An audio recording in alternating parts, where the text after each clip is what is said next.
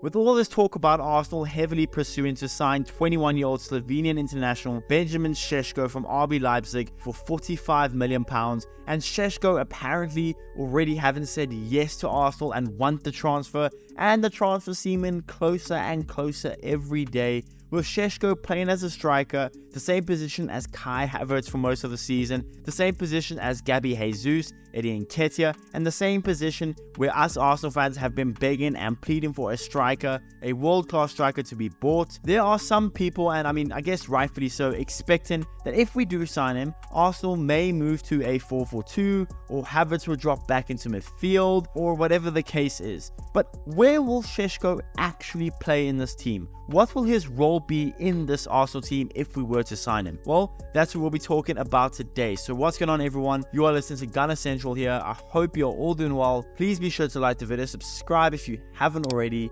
and let's get into it. Now, the first thing is the formation. Now, I've seen a couple people over Twitter, Reddit, even my YouTube comments say Arsenal could potentially change formation to allow both Benjamin Sesko and Havertz to play as strikers. But I can almost guarantee that Mikel and Arsenal will not, under any circumstances, change the whole formation of the team just to accommodate Benjamin Sesko. The whole team, the players we bought, the way we play has been built to play in a 4-3-3 with just one striker. Yes, we're in a 4-4-2 and we're defending, but that's a different discussion. We are a team that plays in a 4-3-3. We have inverted fullbacks. I can't see Mikel changing the whole system, the whole formation, just to accommodate a 21-year-old striker, as good as he may be. I think it's not only extremely unlikely that he changes the formation, but I just think, or more like I know, it's just not going to happen, at least not on a permanent basis. In any universe, we are definitely going to keep 4 at the back.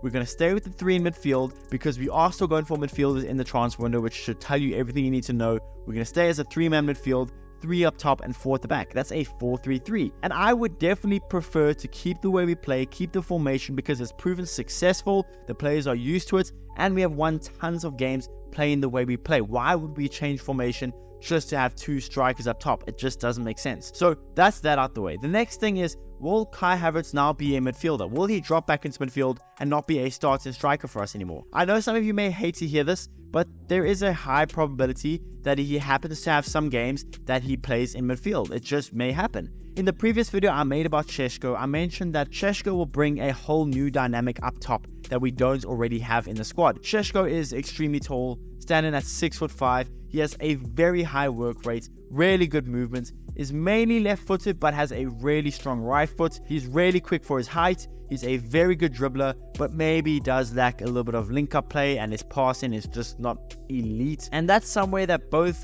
Gabby Jesus and Havertz kind of thrive in. They're really good at link-up play. They have good passing. They're good at kind of playing a false 9 if needed, which allows the wingers to come inside. And Sesko is more of your poaching number 9, kind of like your Nketiah, just a lot better than Nketiah and much younger and much taller and much quicker. You know what I'm saying? Sesko is more of your poacher number 9, whereas Havertz and Jesus could kind of play as a false 9. Havertz may be more of a poacher, but you get what I'm saying? They all kind of bring, all 3 of them, Jesus, Havertz, and Sesko, are all different profiles, all different dynamics they would bring to the team, and I think that is perfect. But that's why for certain games, I could see Havertz either starting in midfield. I know a lot of you don't want that. Or dare I say, I could see Havertz maybe start on the bench sometimes to allow Sesko to play up front. And I could also see Sesko sit on the bench for certain matchups if maybe Havertz is preferred to play against the team we're playing. Moving Havertz around is certainly a possibility, and Havertz is able to play different roles and positions, so I fully expect Arteta to do so. So overall, what position do I see Sesko playing? Well, I see Sesko playing as an out-and-out striker. I extremely highly doubt to see Sesko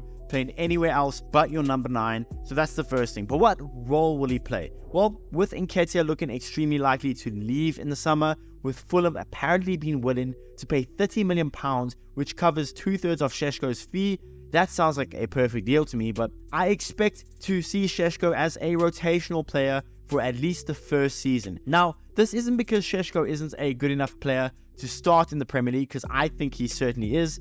But when you look at this team, when you look at the makeup of the team and the fact that Sesko is only 21 years old, he still has a lot of time, I do expect him to be a backup / rotational player at first. I know from every Arsenal supporter you are expecting Sesko to just come in, start and score 25 Premier League goals, being that he already scored 18 goals and got 2 assists last season for Leipzig, as well as being so good in the Champions League. I get it. A lot of people are very excited about Sesko. They want Sesko to start for Arsenal. I get that. But I just don't think he will come in and score 25 Premier League goals in a season. I don't think he'll be our out-and-out starter striker game in and game out. I just don't see it happening. Sesko, although extremely talented with a very, very high ceiling, he does still need some work to improve before he becomes the 25 goal a season Premier League striker that I see him becoming. Also, Havertz, now going to be the first choice striker for Arsenal next season for a whole season, may just mess around and get himself 20 plus Premier League goals in the season. I'm not saying he will, but it's also certainly a possibility.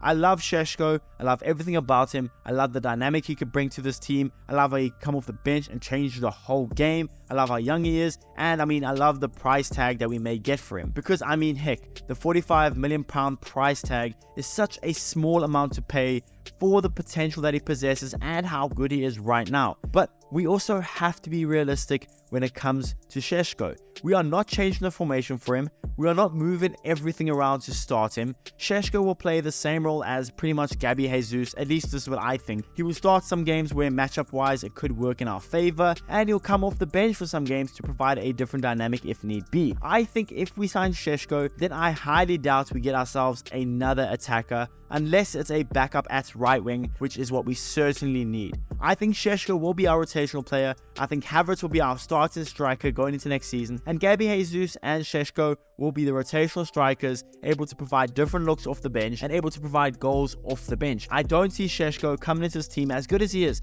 He's not going to come into this team and be our starting striker. I highly doubt it. If I'm wrong, then I'm wrong. It is what it is. But that's what I think. I think Havertz will be our starting striker, and Jesus and Sesko will come off the bench. And I think that's cool. All three of them are different builds. They play football a little bit differently. They can all bring different dynamics at striker. And with Sesko being 21, there's no rush. He's just turned 21. There's no rush to make him a starting level striker right now. £45 million.